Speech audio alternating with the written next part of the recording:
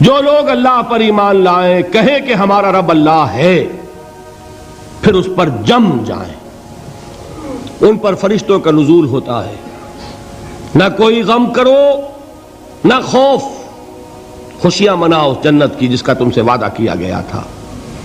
اللہ کی ربوبیت پر اطمینان جب انسان کو ہو جاتا ہے، میرا رب اللہ ہے، ربی اللہ، انسان کے لیے نہ کوئی کھٹکا، نہ کوئی خطرہ، نہ کوئی خوف، نہ کوئی حزن۔ جو کچھ ہو رہا ہے کس کے اذن سے ہو رہا ہے؟ اللہ کے اذن سے۔ اللہ کے اذن کے بغیر پتا تک نہیں ہلتا۔ یہ کوئی اندھا بہرا مادہ نہیں ہے جس سے مجھے کوئی خوف ہو۔ اندھا بھینسا چلا آ رہا ہو اس سے تو ڈرنے کا ہر انسان کو ڈرنا چاہیے، نہ معلوم کس کو ٹکر مار دے، لیکن نہیں، اس کائنات کو چلانے والا ایک سمیع و بصیر خدا ہے۔ وہ جو میرا دوست ہے، میرا ولی ہے، اللہ ولی الذین آمنوا یخرجہم من الظلمات الی النور، اللہ اہل ایمان کا ولی ہے، ساتھی ہے، پشت پناہ ہے، مددگار ہے، حمایتی ہے۔ بتائیے جسے یقین ہو جائے کہ اللہ میرا مددگار، اللہ میرا محافظ، اللہ میرا پشت پناہ، اللہ میرا حمایتی، اس کے لیے کوئی خوف ہوگا؟ اس سے کوئی ڈر ہوگا؟ میں مثال دیا کرتا ہوں ایک بہت سادہ، پنجاب کے دیہات کی۔ تو بڑا چودھری ہے اور کوئی غریب کسان ہے، اس غریب کسان کے جانوروں کو ہر وقت اندیشہ ہوگا چوری کا، کوئی میری بھینس کھول کر نہ لے جائے، کوئی میرا بیل کھول کر نہ لے جائے۔ لیکن جس کے بارے میں یہ سب کو معلوم ہو کہ وہ جو بڑا چودھری ہے وہ اس کا دوست ہے، اس کی بچیا کو کوئی خوف ہوگا؟ اس کی بھینس پر کوئی ہاتھ ڈالے گا؟ اسے کوئی اندیشہ ہوگا؟ نہیں۔ کیوں؟ کہ وہ بڑا چودھری، بڑا اس کا یہاں کا سردار، جاگیردار، سب کو معلوم ہے وہ میرا دوست ہے، کوئی میرے خلاف اقدام نہیں کر سکتا۔ اس دنیا میں یہ چھوٹی سی بات اگر آپ کے دلی اطمینان اور سکون کا باعث بن سکتی ہے تو ذرا تصور کیجئے۔ میں لفظ تصور استعمال کروں گا صرف اس لیے کہ اس کا ہم جس کو کہتے ہیں ادراک اور شعور کر نہیں سکتے، اگر کے ساتھ کر سکتے۔ اگر یقین ہو کہ اللہ میرا مددگار اور یقین ہو کہ اللہ ہر آن میرے ساتھ ہے، پھر کوئی خوف، کس کا خوف؟ کوئی شے اللہ سے بالا تر ہے؟ کوئی قوت اس سے زیادہ طاقتور ہے؟ کوئی اس کے ارادے کو بدلنے والا ہے؟ کوئی اس کی مشیت کے آڑے آنے والا ہے؟ یہی بات ہے جو حضور نے فرمائی، یہ ایمان کا حاصل ہے لب لباب، کہ دیکھو اچھی طرح اس بات کو ذہن نشین کر لو، اگر تمام انسان مل کر تمہیں کوئی نقصان پہنچانا چاہے نہیں پہنچا سکتے، مگر جو کچھ اللہ نے لکھ دیا ہو، اور تمام انسان مل کر تمہیں کوئی نفع پہنچانا چاہیں نہیں پہنچا سکتے، مگر وہ شے جو اللہ نے طے کر دی ہو۔ آپ پھر میں کہوں گا ذرا طاری کیجئے، اسے فرض کیجئے، اسے سوچئے، اگر اس حدیث پر ہمارا دل ٹھکا ہوا ہو تو کسی سے ڈر ہوگا؟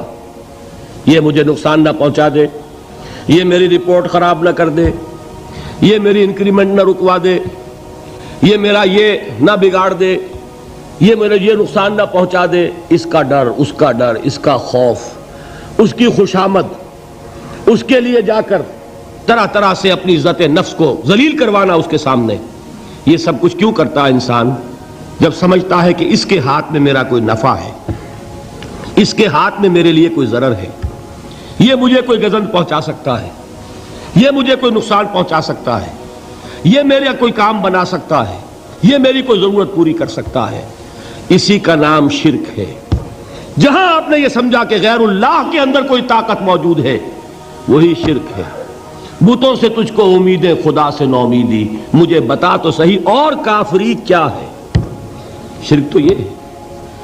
جس پر بھی تمہیں یہ خیال ہے، کلمہ ہے یہ کلمہ سوم، لا حول ولا قوت الا باللہ، ذرا اس پر دل کو کبھی اگر آپ تصور کریں، پھر فرض کریں، دل ٹھک جائے اس پر، کوئی طاقت نہیں۔ یہی بات تھی جو شیخ عبد القادر جیلانی رحمۃ اللہ علیہ نے اپنی وصیت میں اپنے بچے سے کہی. 11ویں دینے والے ہیں، لیکن حضرت شیخ عبد القادر جیلانی کی وصیت اور تعلیمات کو کتنے لوگ ہیں کہ جانتے ہو؟ یہ جن مقامات تک پہنچے ہیں وہ کس چیز کی بدولت پہنچے ہیں؟ انہوں نے جو پیغام دیا وہ کیا تھا؟ اے میرے بچے، جس طریقے سے قرآن مجید میں حضرت لقمان کی نصیحتیں جو ہے نقل کر دی گئی ہیں، میں یہ عرض کروں گا بالفرض اگر قرآن حضرت عبد القادر جیلانی کے بعد نازل ہوا ہوتا تو شیخ عبد القادر کی یہ نصیحتیں بھی قرآن میں درج ہوتی. اتنی اونچی نصیحتیں ہیں. اے میرے بچے، اس حقیقت کو ذہن نشین کر لے، لا فاعل فی الحقیقت ولا مؤثر الا اللہ. اس کائنات میں نہ کوئی فاعل حقیقی ہے نہ مؤثر حقیقی ہے سوائے اللہ کے. کسی شے میں کوئی تاثیر نہیں اگر اللہ نہ چاہے. آگ جلا نہیں سکتی اگر اللہ نہ چاہے. پانی ڈبو نہیں سکتا اگر اللہ نہ چاہے. زہر ہلاک نہیں کر سکتا اگر اللہ نہ چاہے. کوئی چیز فائدہ نہیں پہنچا سکتی اگر اللہ نہ چاہے. تو در در پہ کیوں سر جھکاتے ہو؟ در در پر کیوں جبیں سائی کرتے ہو؟ سب کے سامنے کیوں ہاتھ پھیلاتے ہو؟ ایک اللہ سے مانگو. ایک اللہ کے سامنے زمین پر اپنی جبین رکھو. لا فاعل فی الحقیقت ولا مؤثر الا اللہ. نظر آتا ہے ہمیں کہ پانی پیاس بجھا دیتا ہے. پیاس بجھانے کی صلاحیت پانی میں نہیں ہے، اللہ کے اذن سے. کھانا بھوک مٹا دیتا ہے. بھوک مٹانے کی صلاحیت کھانے میں نہیں ہے، اذن رب میں ہے. دیکھیے یہی یقین تھا. حضرت موسیٰ علیہ السلام کا واقعہ یاد کیجئے. سامنے سمندر آ گیا ہے. قوم دیکھتی ہے پیچھے کہ گرد و غبار کا طوفان ہے. معلوم ہوا کہ فرعون اپنے لشکر سمیت آ گیا ہے. لشکر جب چلتا تھا تیز رفتاری کے ساتھ تو گرد و غبار کا جو طوفان اٹھتا تھا اس کا تصور کیجیے. اور لمحہ بلمحہ وہ قریب آ رہا ہے. پوری قوم نے کیا کہا؟ اے موسیٰ انا لمدرکون، اے موسیٰ ہم تو پکڑے گئے. قرآن مجید نے تو یہاں وہ باتیں نہیں لکھی ہیں، لیکن تورات میں یہ درج ہے کہ بنی اسرائیل جھگڑنے لگے، دست و گریبان ہو گئے موسیٰ کے ساتھ. موسیٰ ہمیں یہاں مروایا لا کر، اس سے تو ہم ہی بہتر تھے. وہاں کھانے کو ملتا تھا، زندگی تو تھی، بیگار ہم کر رہے تھے، موت تو نہیں تھی. اب جو کچھ ہوگا اس کا تصور کرو، جس طریقے سے ہمارے ٹکڑے اڑائے جائیں گے. تو لڑ رہے ہیں حضرت موسیٰ علیہ السلام سے. یہ تورات کی تفصیل ہے. قرآن میں صرف اتنا آیا ہے، پریشان ہو کر انہوں نے کہا انا لمدرکون، موسیٰ ہم تو پکڑے گئے. اس وقت موسیٰ کا جواب کیا ہے؟ کلا ان معی ربی سیہدین. نہیں، میرے ساتھ میرا رب ہے، وہ راستہ دے گا. بتائیے کہاں راستہ نظر آ رہا ہے؟ یہ ہے ایمان بالغیب. راستہ نظر نہ آئے تب اللہ پر یقین ایمان ہے. جیب میں پیسے ہوں اور تب دل کو اطمینان ہے تو ایمان کس پر ہوا؟ پیسے پر، اللہ پر نہیں. جب وسائل و ذرائع نہ ہوں اور پھر یقین ہو کہ اللہ مسبب الاسباب ہے، وہ اسباب کا پابند نہیں ہے، وہ اسباب کا محتاج نہیں ہے، اسباب اس کے محتاج ہیں. اگر یہ یقین ہے تو اللہ پر ایمان ہے. یہ نہیں ہے تو تمہارا ایمان اسباب پر ہے، وسائل پر ہے، ذرائع پر ہے، مادیات پر ہے، اللہ پر نہیں. اس وقت کہاں راستہ تھا؟ کوئی راستہ تھا؟ سمندر ہے اور ادھر سے لشکر آ گیا ہے.